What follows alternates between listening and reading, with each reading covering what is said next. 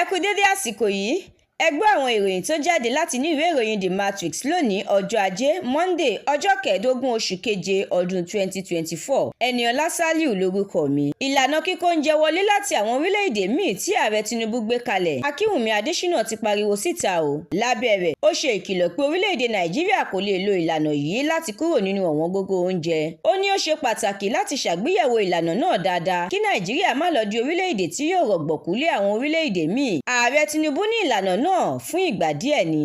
Lórí ìdájọ́ òmìnira fún àwọn ìjọba ìbílẹ̀, Fáyọ̀ṣe ní kò ṣeé ṣe kí wọ́n ya ọmọ kúrò lára ìyá rẹ̀. Ó ní bẹ́ẹ̀ gan lọ̀rọ̀ rí. Dangote ṣíṣọ lójú èròǹgbà rẹ̀ láti ṣe àgbéjáde ibùdó ìfọpo. Ó ní ẹgbẹ̀lẹ́gbẹ̀ bílíọ̀nù dọ́là àti ilé-iṣẹ́ ìpèsè ajílẹ̀ fún àwọn àgbẹ̀ lórí Nigeria Exchange Group. A kò lè káwọ́ gbéra ká máa wò bí àwọn ọmọ orílẹ̀-èdè Nàìjíríà ṣe ń gbé ìgbésẹ̀ ìwọ́de àti ìfẹ̀hónúhàn tó burú tako ààrẹ Tinubu o. Ẹgbẹ́ Àrèwá ló sọ bẹ́ẹ̀.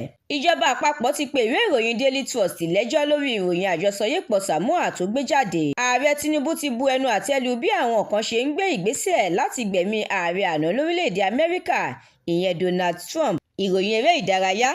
Ẹgbẹ́ agbábọ́ọ̀lù orílẹ̀-èdè Spain ló yege tí wọ́n sì gba ife ẹ̀yẹ Euro 2024 nígbà tí wọ́n borí orílẹ̀-èdè England tó ti ń fojú sun ife ẹ̀yẹ ọ̀hún láti ọdún 54 sẹ́yìn. Ẹ darapọ̀ láti jẹ̀gbádùn àwọn ìròyìn síwájú sí i nínú ìwé ìròyìn The Matrix lórí Facebook, Instagram, TikTok, YouTube àti X. Àdúrà mọ́mi Balógun ló ṣògbùfọ̀ ìròyìn yìí. Ẹniọlá Sálíù lórúkọ mi.